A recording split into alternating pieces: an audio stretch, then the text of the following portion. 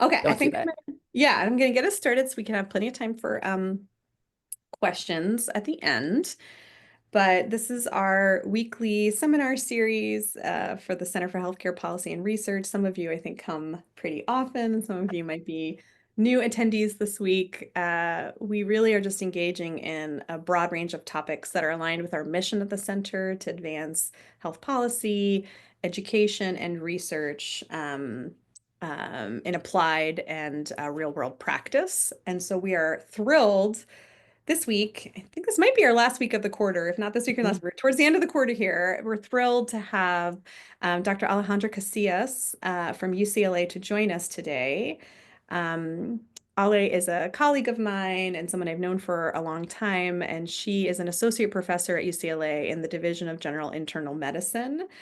She is a health services researcher who works on health equity interventions and the health technology and also just broadly in primary care. She has many accolades, but I think today she's going to focus on some of her educational Mm-hmm. and other activities that she's been working on. And we are excited to talk to her and maybe also engage with her on some of the things that we've been trying here at Davis. So thanks so much for joining us, Ali. Take it away. Thanks, Dr. Lyles. Yeah, so this is a really fun forum, and thank you so much for inviting me to come and present here. It's a great opportunity to engage with all of you. And so today I'm actually, yes, I'm going to be talking about something a little different, a little different work that I usually sort of present about. Usually I'm sort of talking about health disparities or digital health equity research that we've worked on, some with Dr. Lyles as well. But today I'm going to be speaking to some of the medical education research that I've also delved into in the last few years, using a lot of those same skills and frameworks and training. And I think it sort of speaks to using your skill set to address new questions, to sort of pursuing what's interesting to you, to answer a question that is pressing, to try to solve a problem, and to also shed light on new voices and new scientific truths. So it's really a great pleasure to present this work. So we'll be talking about developing first-generation college graduates in medicine with grace, standing for generosity, respect, authenticity, championing and emboldening expectations. And so, again, this is a little different from what I usually talk about, but I think some of this research and some of this medical education work also speaks to my new role in the Department of Medicine, Office of Equity, Diversity, and Inclusion, where I am currently serving as well as their Associate Vice Chair of Community Impact and helping to develop some of these medical education initiatives for our trainees as part of that work. So I really want to acknowledge the UCLA team that facilitates this work, and also just usually what we point out as a disclaimer at the beginning of these talks, research talks, just any of the work that we do. Shouting out the point that our personal biases are also based on our life experiences and our commitment to EDI principles. So I come to the table and to this work with those personal experiences and also what I would say personal motivation, maybe not so much bias.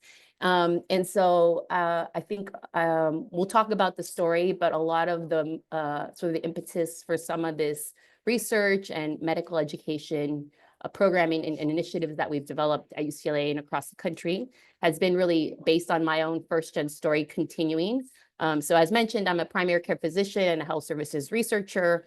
And I see patients and teach medical students and residents at the School of Medicine. But I'm also, born in Los Angeles, a daughter of Mexican immigrants. I'm a first-generation college graduate. My parents did not go past the 6th grade. And so I bring all of that experience to this work, and that is my motivation. And I think for those trainees and those researchers in progress out in the audience, I think hopefully this story also sheds light to the possibility of you pursuing your own passions and again, bringing other truths into the scientific narrative. So as my first-gen story continued throughout my training, and even as a faculty member, I realized that my personal first-gen story was actually being repeated back to me and reflected in the voices of many of my students.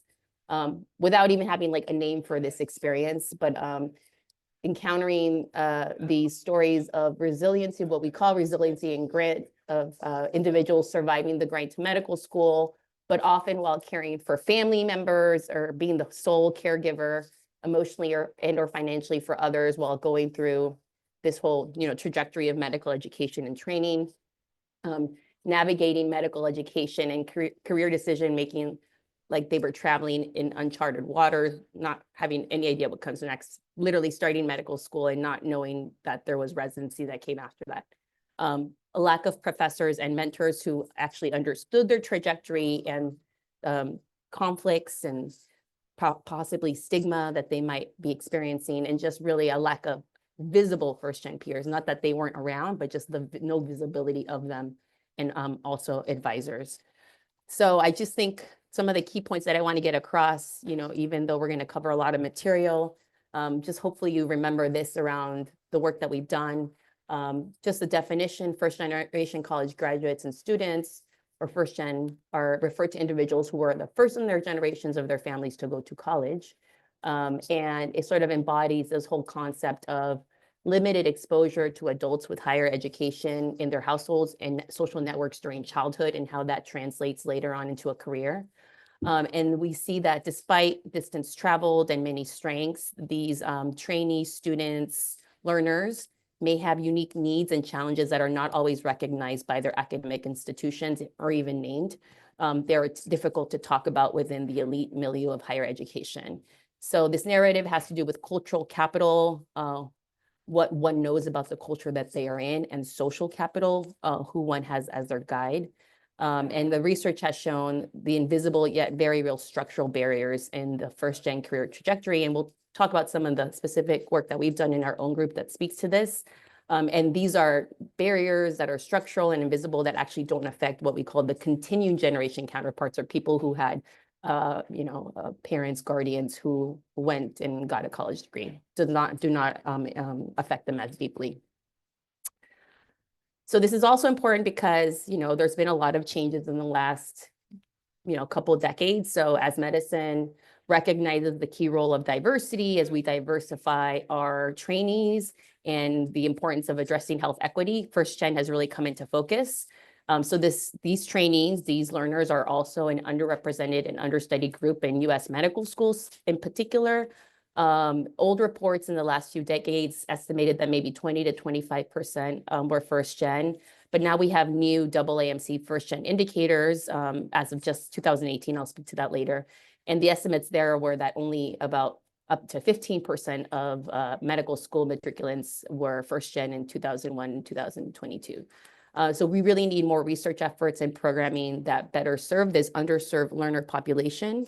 And, it's great to increase entry into medical school and graduate school, but we need to really support this group of future healthcare providers while in training and beyond. And this will really require restructuring some of the way we think about our medical education systems and how we organize these. So, I'm also a primary care physician, and in many of my other lectures, I always start out with a clinical case. So actually today, I'm also going to start and end by narrating the case of future Professor Leanne Nguyen Chaplin. And this is actually a first-gen narrative that was published in Science. And I think it really brilliantly illustrates what grace means when we developed our first-generation students. So you bear with me, I'm going to read a couple paragraphs of this lovely essay at the beginning, and then end with it as well. So just bear with me for a couple minutes. During the first meeting with my future mentor when I was an undergrad student, he asked why I wanted to join his lab. I responded with the first thing that came to my mind: because you're famous. He let out the loudest laugh I have ever heard and told me students usually say they want to gain research experience to apply to grad school, or they find this research fascinating. I wanted to hide under the table. I was so embarrassed I hadn't thought of a savvy answer like the other students. I didn't even know what grad school was, but it sounded fancy and therefore out of my league. These were some of my struggles as a first-gen college student and aspiring professional from an immigrant family. I'm the youngest of 14 children from a Vietnamese refugee family, and the American dream was very real to me, yet elusive at the same time. I knew college would be an important step, and I was thrilled when I got into a good one close to home. But I knew virtually nothing about college and had no one to turn for guidance. Everything was novel and intimidating, and I was always several steps behind, which chipped away at my confidence. I spent more time trying to figure out how to pay for college, navigating the work-study program, part-time jobs, grants, scholarships, financial aid forms, and wondering whether I should drop out than I did studying. My grades tanked. Someone like me wasn't meant to be where I was. And it was no wonder I blew that interview with Dr. D. I reached for my backpack to leave, thinking this meeting was over, and so was my chance to work with this scientist. To my shock, after he finished laughing, Dr. D welcomed me to his lab, telling me he liked my honesty. I worked in that lab for 2 years, and Dr. D helped lay a foundation for my confidence and self-worth.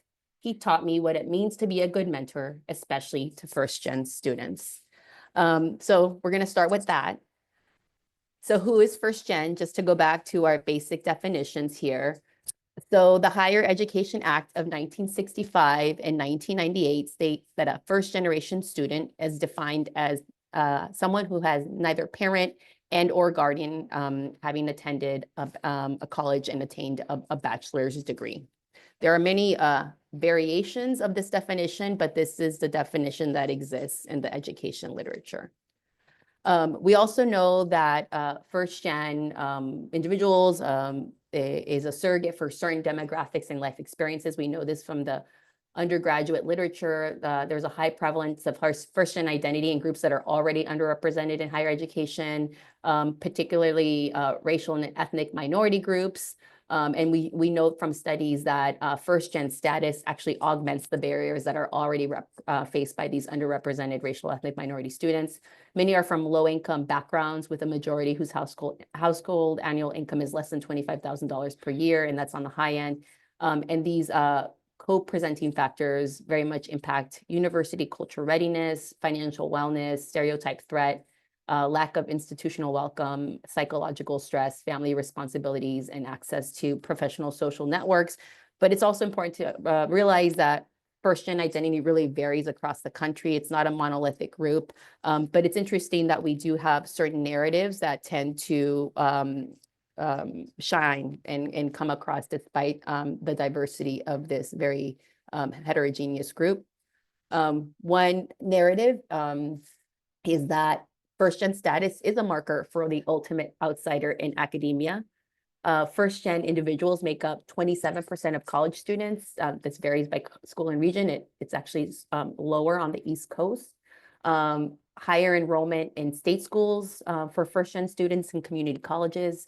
Also higher rates of added years for graduation takes longer. Higher rates of dropout from college. And we also see particularly that the enrollment of first-gen students in graduate studies reflects a steep drop-off from college students that are first-gen at the undergraduate level. So this paper from Nature highlights that point about that outsider status for these students. So this was a 2017-2020 survey of over 7,000 US-based tenure track faculty across 8 disciplines in STEM, social science, and the humanities. And you can look sort of here at the end, but basically what it shows is that faculty are up to 25 times more likely to have a parent with a college degree. So if you look at that column there, compared to the general population, excuse me, the 25 times more likely to have a parent with a PhD. That's the one over here. And then nearly doubled at prestigious universities. And 90% of all faculty surveyed had a parent with at least a college degree. So, you know, these results really suggest that the professoriate is and has remained reflective of this socioeconomic privilege, disproportionately so. And so for the last decade, universities across the US have launched educational and administrative initiatives to support first-gen students at the college level, but not much was happening at the graduate level. And with regards to medicine specifically, like I mentioned before, it was only in 2018 that the AAMC process was beginning to recognize first gen as a learner identity, as a unique group of applicants, future students and doctors. And so in that year, they added the first gen indicator. And you can see that this is actually, like I said, a little different from the Higher Education Act definition. So in this one, they actually define first gen as individuals whose parents have not earned an associate's degree or higher. So you actually get a few more students that are being counted as first gen by the MCAS definition. This graph comes from another Nature paper called First Generation Physician Scientists Are Underrepresented and Need Better Support. So specifically speaking, so it's a more recent paper because it's specifically speaking to first gen in medicine, and we don't have a lot of literature on that. And the thesis of this paper is that students whose parents don't have a bachelor's degree are underrepresented amongst the applicant pool and then actually drop off within the matriculated pool. Whereas applicants with parents with greater than a bachelor's degree, their representation goes up from the matriculant pool to the applicant from the applicant pool to the matriculant pool. And I think another important point here is just like the contrast of worlds. So I think the gray bar is the US population, almost 70% have less than a bachelor's degree. And then these first gen students that enter these worlds, that where most of the people around them, the faculty, for example, have greater than 90% have parents with at least a bachelor's degree. So it's a huge cultural shock to go from that to this. And I think a reason why a lot of these students, the narrative is they say these places were not built for them literally. I want to highlight a study performed by two of my UCLA colleagues, Dr. Faiz and Dr. Essien at UCLA. And their 2023 study showed how SES factors were amongst the strongest barriers to medical school application and matriculation among MCAT test takers. So this was a really nice study, cross-sectional, de-identified data from over 80,000 students taking the MCAT between 2015 to 2018. And then they linked it to AAMC admissions records as of fall of 2020. And they included SES factors, including parents without a college degree. What they saw was that these factors decreased probability of applying and matriculating into med school, and that URIM test takers were more likely to report socioeconomic barriers. So that was a really, really nice and recent study. And just to harken back to familial income as well, as sort of like the counterpart to first gen status. Tracking back to when we didn't even have the first gen indicator, we knew that for the past 3 decades, more than 75% of medical students came from families in the top 2 quintiles of income, while only 5% come from homes in the lowest income quintile. And then if you see sort of between 2007 and 2017 here, in this graph, not much has budged since then, where the 2 highest income quintiles continue to make up about the disproportionate majority of U.S. medical students, and where the lowest quintile is sort of represented in the dark red, the lowest population of medical students. And this is just to add, to re-add to those income groupings, that the income tracks very well to parental education among U.S. medical students. So looking at data for U.S. medical students between here 2014 to 2017, if we look at the top 2 quintiles here at the top, which make up the majority of medical school according to the paragraph, 83 to 93% have parents with a bachelor's or more here in the middle column here. Here we go. There you go, right there. And if you look at the lowest quintile, only 17%, here we go, report having a parent with at least a bachelor's degree. I also want to highlight a really neat study by a wonderful MD PhD student at Yale.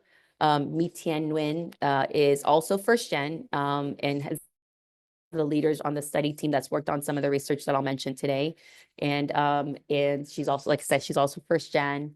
and has done a lot of leadership work in this space. And in her study from JAMA IM, she found that SCS factors are also the strongest associated with medical school attrition. So these are students have already, gone through all those barriers and got into medical school and then drop out. So this was a retrospective cohort of allopathic doctor of medicine students and only U.S. medical school matriculants in academic years 2014, 2015 to 2015, 2016. The overall attrition rate was 2.8%. But if you're low income or first gen, the attrition rate was almost double. So interesting as enough, she also looked at under-researched childhood census code. So really important study there. So here we start to have some new insights in the last few years. We know that the obstacles faced by first-gen medical students who have, beat incredible odds to get there are likely to impact their health and well-being for the reasons we sort of mentioned before. We have some recent, surveys from the AAMC Medical Student Life Survey, and we know that, even though we didn't have indicators that qualitatively as well, people who identified as not having had parents who went to college reported increased stress, fatigue, and financial worries during school, and a lower quality of life and social support ratings. And we also seen physical mental health status research on first-gen students in medical school, different schools, single site studies reporting lower physical, psychological, social quality of life, environmental quality of life, and self-care ratings, lower rates of identified faculty role models, and lower school support for their familial and personal responsibilities. So, we can rely on these student surveys for some metrics, but they really don't elucidate the mechanisms and the nuances. And I think this is where some of the recent research that has delved in qualitatively into these experiences has really brought out more richness about what these students are encountering and maybe what we can do to address it. So I was lucky to be part of a team that was able to get funding to support a project called Doctors Like Me, a national exploration of professional identity formation among first-gen and/or low-income medical trainees, and really is a larger investigation into the professional identities of first-gen students and how coming from families without advanced educational and financial attainment influences their growing professional identity. We're lucky to have been funded by the AAMC Group on Educational Affairs to conduct this work, and it has led to a series of studies and projects that present some of the first empirical qualitative evidence on first-gen experiences in medical school and the road leading up to the matriculation. The study team is so amazing and interesting and multidisciplinary and multi-perspective, includes 10 people, 4 medical trainees, and 6 faculty members, most of whom were first-gen college graduates and/or in a formal institutional position supporting first-gen students. And I just want to shout out some very important individuals that have pioneered and led this work. Hyacinth Mason, Mi Tien Nguyen, who I mentioned, Tasha Wyatt, Dowen Boatwright, Regina Russell, and Katie Havenman. They've just been instrumental in bringing this work to light. And I think we are really making changes at our institutions because of these new narratives. So I'm going to actually focus on the most recent study published in JAMA Network Open. And this was one of the projects that Katie helped to lead, which was really impressive because she was in training. And this is the title of this work is called Challenges Facing First-Gen College Graduates in Medical School, a Qualitative Analysis, sort of like the umbrella project, the umbrella paper for the overall study. And again, the background to this work is that first-gen students tend to actually be older, from racial and ethnic minority groups, immigrant or child of immigrants and or lower income. We know they have unique struggles versus their non-first-gen peers. And this had led to this academic reputation for possessing grit. And we typically think of grit as a quality that's equated with self-reliance and having perseverance and passion for long-term goals.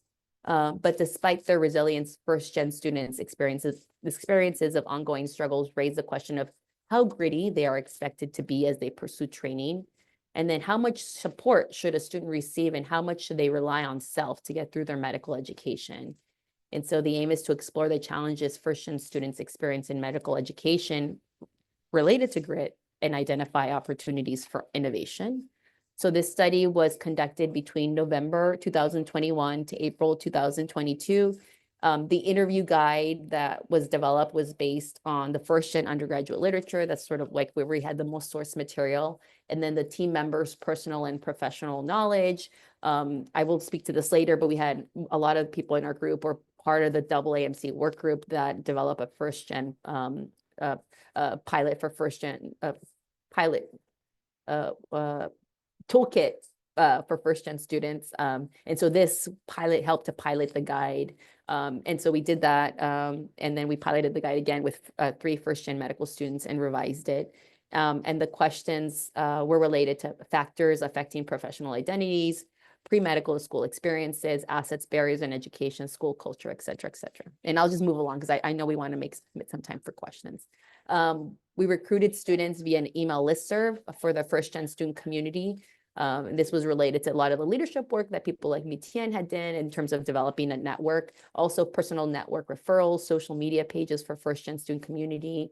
We used the Higher Education Act of 1965 and 1998 for the definition of first-gen here.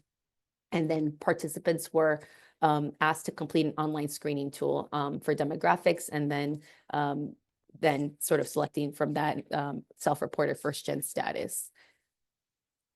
The interviews lasted 60 minutes over Zoom, were recorded, they were all transcribed, and we had really fantastic qualitative researchers on the team, specifically Dr. Tasha Wyatt, which helped to sort of lead the theory, the grounded theory approaches. And then we also went back and iteratively revised the questions after the interview, some of the initial interviews if needed, and adjusted questions to students' diverse backgrounds. Each participant received a gift card after the interview. And then once we had thematic sufficiency, we started to cease recruitment. After the first few interviews, we started open coding and discussions for code book development. Each transcript was coded twice, and then we had group meetings to explore and challenge emerging ideas, to like develop intersubjectivity, strengthen argument, resolve our differences. And then we use inductive and deductive thematic analysis to understand the relationship between the codes. And all of the 2-member coding was cross-checked with the 3 other non-coding team members. In terms of who participated, 96 students initially responded, 37 students eventually completed the interview. 27 medical schools across the US were represented, 23 students were in clinical phase of training. And here you see some of the demographics with some of the larger representations being amongst Latino, Asian, and African American. The mean age was older for medical school, 27 years. So I'll just go through some of the main themes, the primary themes. So in terms of the main findings, the first-gen medical schools indicated that they struggled in 4 key areas that made medical school feel like they were barely getting by, where they had to use their grit.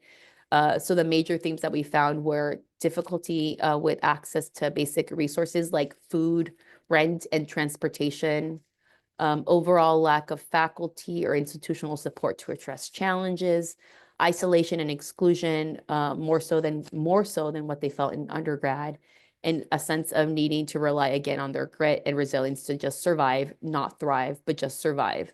And we have to remember, these are the people that we envision who already made it because they made it to medical school. And so in terms of the challenges with access to resources, we heard about hidden and unexpected costs of medical school. So literally call it hidden and unexpected. Board exams, study resource, away rotation fees, residency application costs, but just basic living costs, things that they didn't know were extra to what they already have to get loans for tuition for medical school. They expressed that not having the assumed resources was isolating because their peers did not struggle in the same way, and it felt very bizarre to them. These lack of resources impacted their ability to learn. They were often playing catch up, much like sort of noted in that essay that I started with. And they often worked for other income outside of school, not related to medical school, substitute teaching, selling goods online, recycling, working in retail or construction. This led to less time to focus in school. And so really this tremendous financial stress permeated every aspect of their medical training experience. And so these are some of the quotes. When we matriculate, we sign a contract saying we will buy a car. I can't buy a car and I live in XY city. I feel like they non-first gen peers don't understand. They worry about school. I'm also worrying about whether I'm going to eat. I have money for rent or afford paid for this mandatory examination that is $645. I've seen how money can buy resources that you need to do well in school. When I meet my peers, there's so much, they've got so much additional support in place. I study 10 hours to learn something compared to others who purchase study aids to learn that in half the time. Instead of focusing on studying or research, I'm spending 4 hours at the plasma clinic to get $100.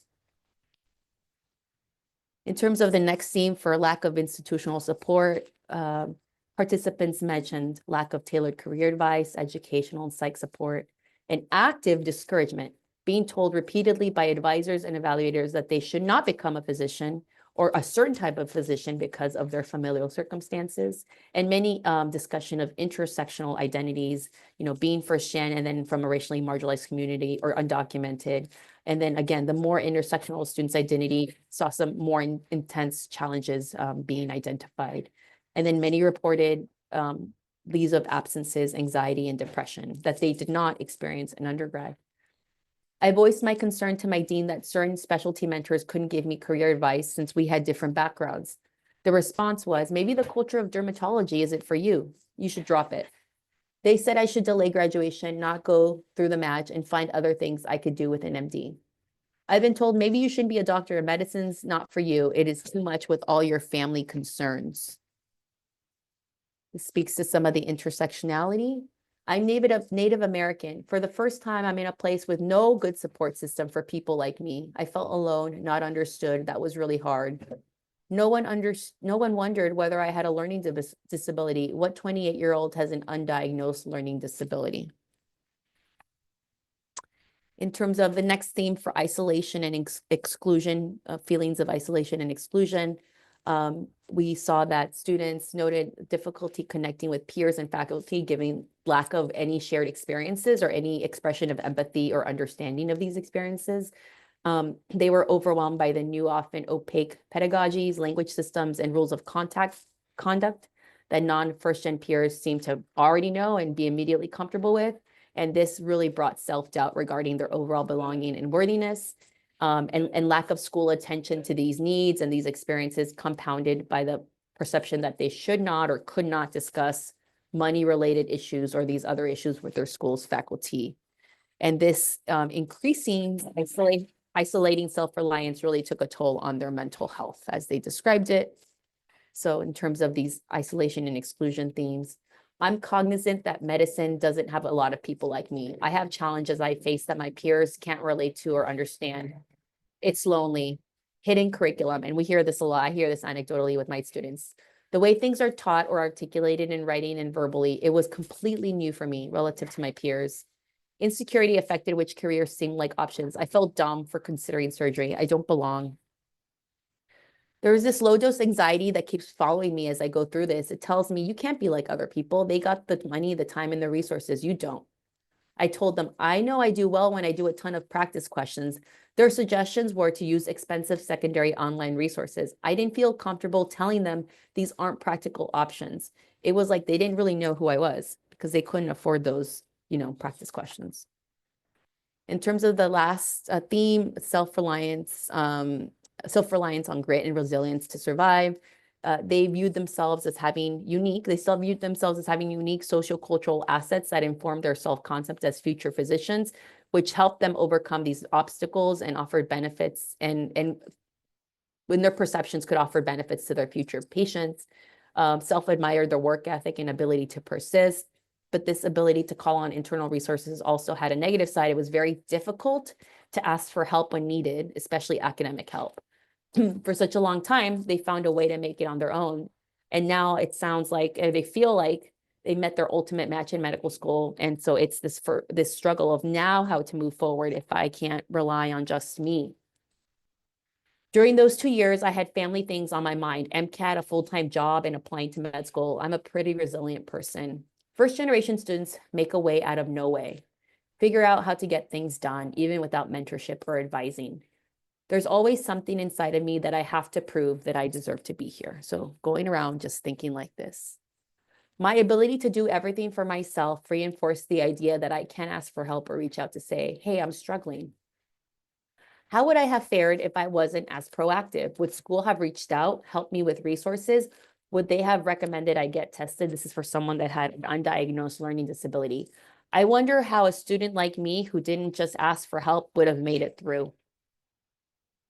And so in this discussion for this paper, what we end with is that although grit and resilience are highly desirable traits in medical trainees, the ideal application of these should be towards medical training, like learning pathophys doing a history and physical, being compassionate witnesses to patients' stories, but not on the act of actually surviving the experience and living through medical school. So their characteristics that should be used towards their medical training are being exhausted on navigating financial stress, opaque educational systems, hidden curriculum, confusing professional norms and expectations. So we're really leaving them in survival mode instead of using their assets towards maximum professional actualization. So it's actually we that are losing as medical educators, medical institutions, and our future patients are losing out when we have these students exhaust their resources on things that don't go towards professional actualization. Obviously, there are many limitations to this work here presented. The experiences that we garnered from these students may be unique to the school type, the geographic region. We didn't examine this. It was a very small group. They self-identified as first-gen, may not be a fully representative sample. And then because first-gen students are often concurrently from families with low income, there are overlapping characteristics. We didn't disentangle those. There's work in progress doing that. And we need more work on other first-gen intersections. You saw some of those pop up, the reports of disability, the late diagnosis of medical issues, et cetera, et cetera. But what we concluded from this study alone, at least to start, is to achieve a diverse physician workforce, we really must recreate learning environments in medicine, acknowledge that our students and trainees exist in the full context of their background and their educational environment, which we have the power to influence. And so we've used holistic strategies that help us make strides in school entry. Like we see the whole person, we want to hear the personal story. We take that into account in our admissions, but then it's not the same as access. So once our students get through admissions, we lose that lens that is more student-centered, more student-centered framework. So how do we apply those admissions lens that we've developed over time also to the access lens of medical training? So it really is a reimagining of what educational equity can actually look like during medical school and beyond. So this is a figure that is from that paper that actually starts to outline some strategies for educational equity derived from our participant observations, but also from our own experiences with trainees and learners in our work in the institutions that we work in. And it's sort of like a start towards creating a network of academic resources, reducing financial barriers, and proactively creating space, visibility, and continue sort of like visibility for first-gen students. And I would say this is also built on the double AMC group on student affairs work that I will sort of mention in just a few minutes. To also think about first-gen identity as empowering, assets oriented, and reimagining that that merit is not the apex of academic achievement, but sort of like this distance traveled and how we maximize their professional actualization, as mentioned before. So first-gen physicians are an asset to our patients. We need to do better. This is my personal opinion, and this is something that I tell students, or that I sort of relay in when I do like keynotes for these audiences, that that first-gen students in particular bring insights and experiences that are vital to meeting the needs of our healthcare system, their ability to see, connect with, and deeply understand our patients' social cultural diversity.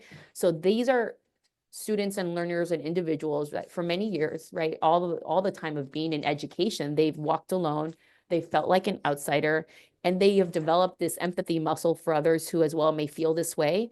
And so who the most feels this way, right? It's every time where any of us are a patient entering a confusing and lonely healthcare system, that is the experience, regardless of your SES status, regardless of, you know, whether you're Steve Jobs, you are still like out of your element. And so these are this identity understands being out of your element all the time.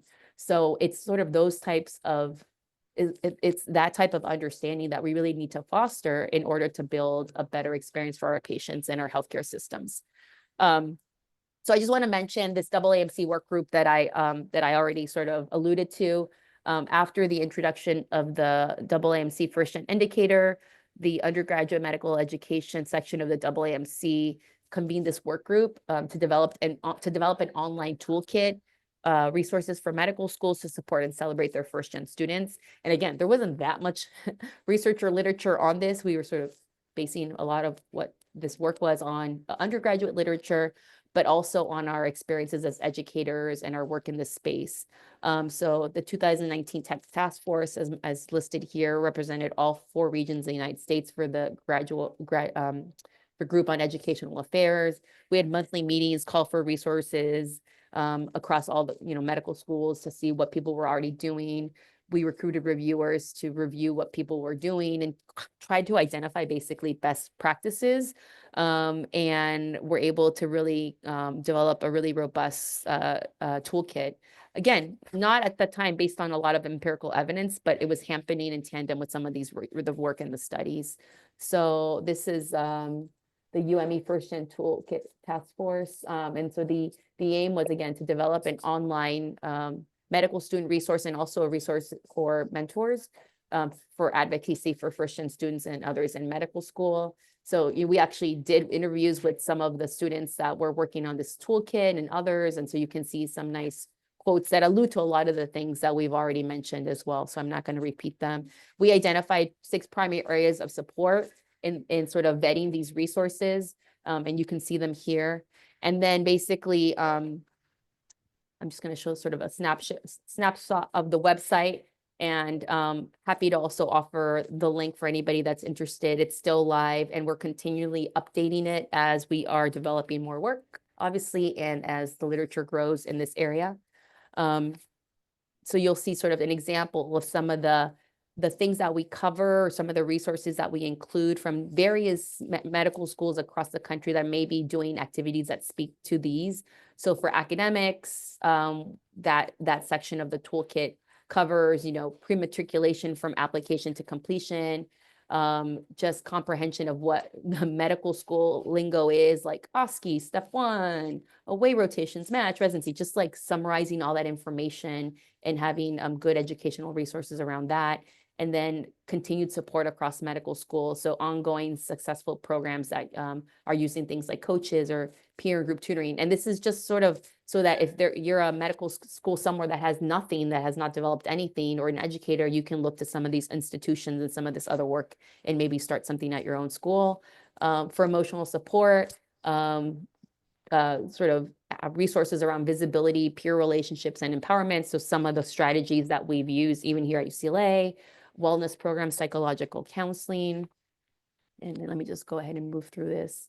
Family connection and engagement. This is a very nuanced and innovative one, sort of speaking to the whole concept of what we've seen in our work as well, of students feeling like they have to compartmentalize, leaving like their past behind and not being able to bring them fully as a student in medical school because they're that identity of their past or the socioeconomic status of their parents or guardians doesn't sort of coincide with what they see around the school. So sort of conveying the message or having activities that convey the message that they don't have to separate themselves, that we want them to bring their full self, that we want them to invite their families to come. So we do things where we actually welcome families on campus at the beginning of the school year, family empowerment, and sort of bringing the family in, letting them know what medical school is, providing communication tools related to medical training.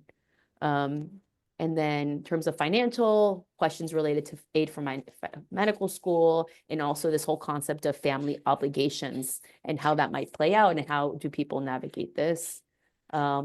the learning environment, just different resources that we've identified that have been useful in creating a more supportive learning environment. And then a very important one, professional development and career mentoring. Not having, again, the social network of professionals or college educated individuals growing up can really affect how these students at these very crucial areas of their times of their career make decisions about their career. So we don't have the right answer, but we want to equip them with decision making where they're as self-aware and informed as possible, so that when they're choosing a specialty or when they're tracking their career at the end of medical school, they're being as intentional and open-minded as possible. They're as aware of all the possibilities, and they're just not forced into some decision because of some perception that they have of what they need to do or some obligation, that they're as self-aware as possible and as intentional as possible in their decision-making at this crucial point of their career. So let me just go back and tell you how this all started with, how am I talking about this today? So the first gen story at the David Geffen School of Medicine, in November 2016, I received an email regarding this UCLA First to Go campaign. And UC Davis was also part of this. It was all the UCs. This was part of a faculty outreach initiative for the University of California. And so in May of 2017, UCLA, as part of that UC initiative, launched this UCLA First Gen Institute. And I, because I was on the faculty list for all of the University of California, I saw that email and I was really interested. And so I decided to go. And there I connected with others at the college level doing work on first gen. But this was really like all undergrad. Complete lack of first gen visibility at the graduate level, as expected. This was all happening at the undergrad. But even when we know now that the first gen identity continues on through education and career and how that impacts people's trajectories.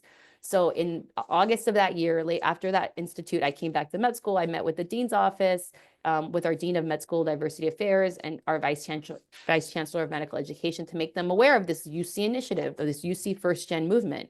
The admin was not aware. And they definitely needed education on first gen. There was this perception, it was like the person in your family to be a doctor, and that was not it. So it was a lot of re-education. So what they decided, it was like, well, this is great work, but we already have a lot of mentoring programs. We have a lot of, we're already covering this.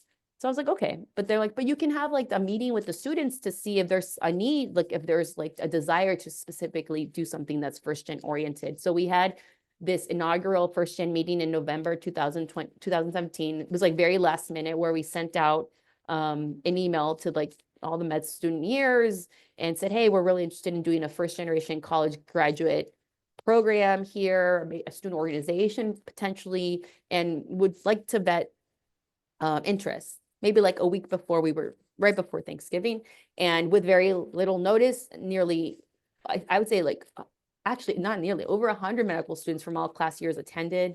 And I remember one of the vice dean being there, and she was just going to stay and say hello. And she actually just stayed because she was just surprised that so many, and this was before the AAMC indicator. She was surprised that so many students were there. And in this, in this gathering, these powerful first gen stories appeared from our DGSOM students. It was like if we were writing some qualitative focus, we weren't. It was just very rich stories and identifying what our students started to need. And then I think the main thing is that this invisible community became visible.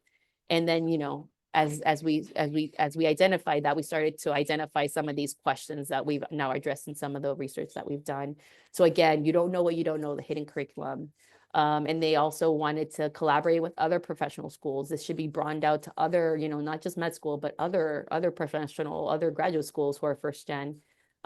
And one of the main takeaways, like an orientation for first gen medical students, which now to this day, I'll show you some of the activities that we do, making this community visible from the first day. And that orientation is a vulnerable time, and we really need to set the tone for the year. So some of the things that we're doing, so DGSOM first gen in 2024, we have a paper out from the last couple of years that summarizes some of the initial research in our own institution, and also the programming that we've developed that speaks to some of these important domains that we've identified in our local institution. So visibility and support for first gen college graduates in medicine. Shout out to Dr. Abe Gallegos, who is now faculty at the KP School of Medicine, research faculty in pediatrics. who was the lead on this paper, and also first gen himself. And so here we talk about the different first gen program components at our own medical school, and some of the specific strategic experiences that we have developed that speak to these sort of like domains. And let's see, maybe I'll just keep going here. So yeah, so I think yeah, this is what I wanted to say. So here you kind of see the program component to the left side. We have the first gen med school organization, that we have this first gen lapel pin that like a little first gen UCLA pin that we've developed that you put on your white coat. That's a student design that is first gen. Academic support partnerships, first gen families. This is a family program that we've developed that's intergenerational, where we have first gen medical students, trainees, staff, and faculty meet as a unit family several times throughout the year, and they're all first gen. And so you have all these program components, and then we've identified these domain areas, right, that are important in the first gen focus support. And so you see how each program component speaks to these different first gen focus areas. So the first gen medical school organization speaks to mentorship, educational transitions, and home identity, and academic support. So I just wanted to say, yes, so from our research, we're sort of identifying these focus areas and then developing programs that speak to those focus areas. So it's a nice way to sort of envision how that works together. Okay, so I think we have a few more minutes. This is good. And I'm just going to actually finish with this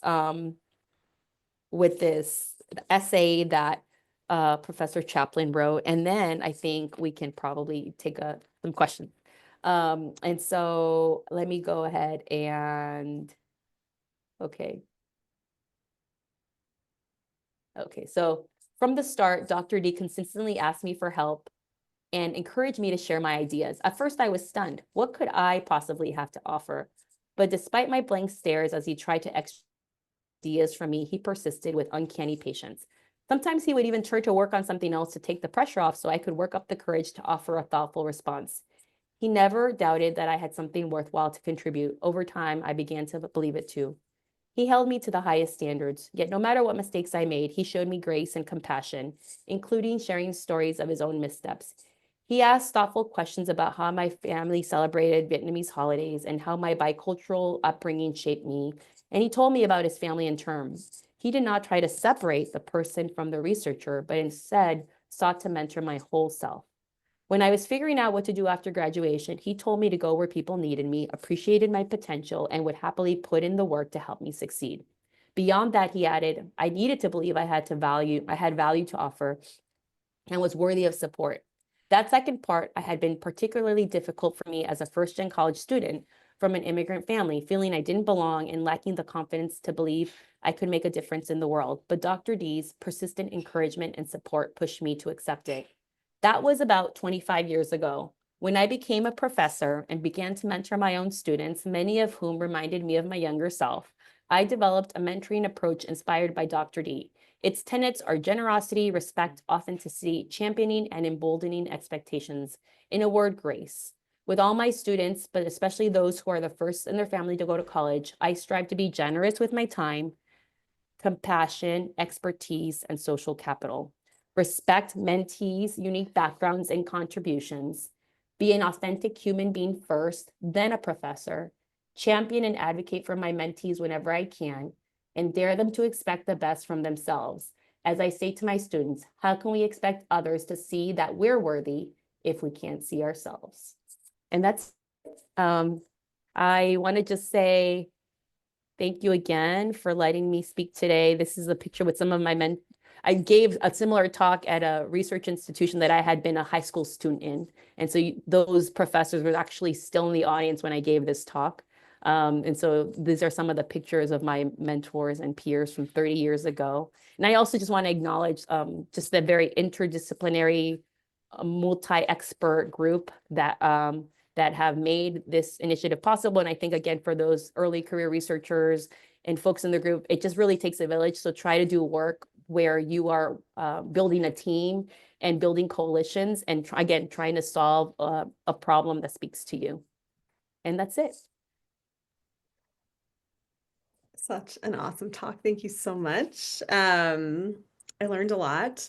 And I really particularly loved all the qualitative findings that you're adding to the body of literature, Ali. That was so great. I want to see if there's any burning questions from the audience in our last few minutes. You can put it in the chat or raise your hand. And I just wanted to ask one question to get us going, and it might be the only question we have time for. We'll see. No worries. Um, which was just, I love this idea too of not just the admissions focus, the whole experience focus. Mhm. I was just curious about any other evaluation that you're doing, or are you following up with the students longer term and once they're in the profession, or have you thought through? Some of Yes, it is like takes a long time to accrue, what you're right. investing in. I'm just Right. curious how you're thinking No, about that. yeah, that's a great point. And I think there's a lot of we haven't done this yet, but I think there's interest in also, exploring the identity amongst, like, for example, in DOM here in our group, we're working on potentially doing some work exploring it in faculty members and how it impacts their career decision making then, and also amongst our staff. So there's definitely work here in our department where we're sort of actively looking at those specific groups, and looking at that first gen identity. I'm not aware of any work that's looking longitudinally at students who have graduated from, qualitative, at least from medical school, and then how are they doing in residency, and then, sort of the next step over. But I think that is important work that needs to happen. And yeah, good ideas for next steps. Yeah, it will take more funding and more of all of that. I think we have one final question in the chat, and then maybe we can wrap up with Oh, Glorietta's that's, asking about, second yeah. generation and have you thought about that and as either currently or as a future step of your work? Yes, yeah, that's a really, really important question. Um, I I don't know the answer to that, but I do know that we also see a lot of nuance in this identity, right? And so I think that's why the qualitative work is important because, for example, we have students whose parents did go to college, but they were raised, and so they're like technically second generation, but they were raised by a grandma who was like basically their foster parent. So they had this experience of still not having the social capital growing up. So I think it's a surrogate, but it's always understanding sort of that experience growing up with that social and cultural capital. How does that impact educational development? And so we're using a very like lazy term. I don't want to call it lazy, first gen. It's a very sort of simple indicator, but with like all indicators, right? We need sort of, and this is where the qualitative work comes in. Yeah, I really love how you're mixing them together. It's really amazing work. And a few other shout outs to this amazing presentation in the chat. I think your email was in the first slide, and I know you would take questions via email too, because I know Yeah, if you've absolutely. had other things I wanted to follow up with you, I can connect you to Ali or you can email her. And we just really appreciate you spending an hour with us. This was really great. And hope we can continue to work across the UC on some of these Great. programs and work. So thank you Would again. love that. Yes. Thank you so much. Take care, everybody. Great day. Have a great happy holidays. Thanks. Bye. Bye.